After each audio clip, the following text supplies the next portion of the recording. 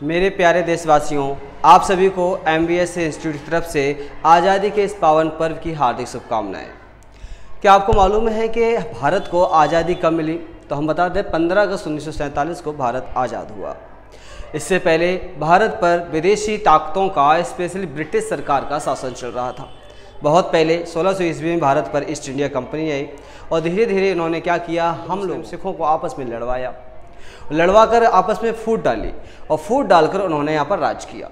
और राज कर क्योंकि उनको मालूम था कि अगर देश में हिंदू मुस्लिम एक रहेंगे, इनके साथ एकता रहेगी तो इन पर शासन करना हम शासन नहीं कर पाएंगे, ये शासन करना हमें बहुत मुश्किल हो जाएगा। तो उन्होंने एक नीति अपनाई जिसको कहा जाता है फूट डालो राज करो की नीति।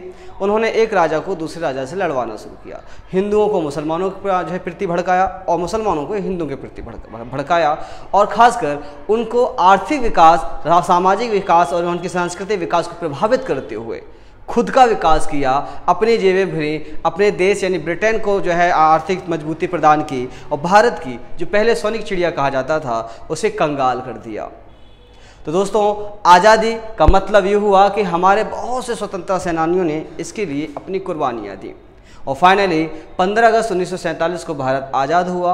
और ये आज़ादी के बाद में कहते हैं ना, जब बच्चा पैदा होता है तो ना उसको बोलना आता है, बात को समझ पाता है, ना वो चल पाता है, ना खड़ा हो पाता है, ना ही वो दौड़ पाता है।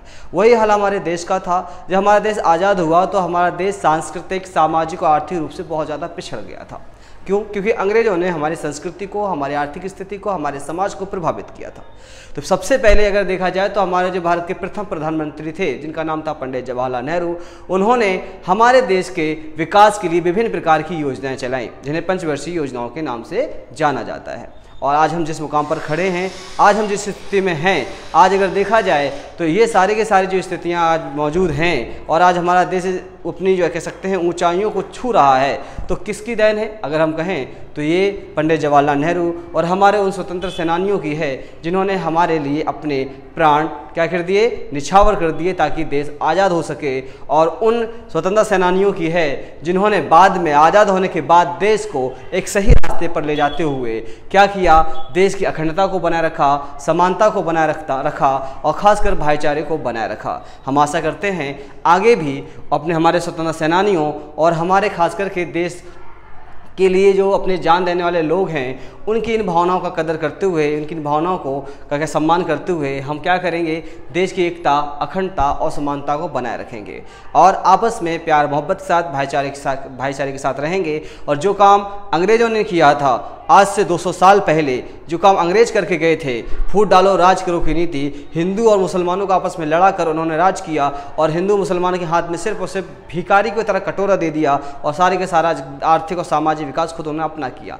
इसी प्रकार से इस प्रकार की अगर कोई भी विचारधारा है उसका सपोर्ट ना करते हुए आप लोग अपने महत्व को जो है कह सकते हैं ज़्यादा महत्व दें, अपने आप को ज़्यादा महत्व दें। संस्कृति सबकी अव्वल है, सबकी संस्कृति बड़ी है। आपस में भेदभाव ना करते हुए प्यार मोहब्बत की जो है मिसाल बनना चाहिए और आपस में प्यार मोहब्बत के साथ साथ रहना चाहिए। हम आशा करते हैं कि देश में प्रत्येक नागरिक आपस में प्यार मोहब्बत के साथ रहेगा और देश की सामाजिक और आर्थिक विकास में अपना अहम रोल अदा करेगा।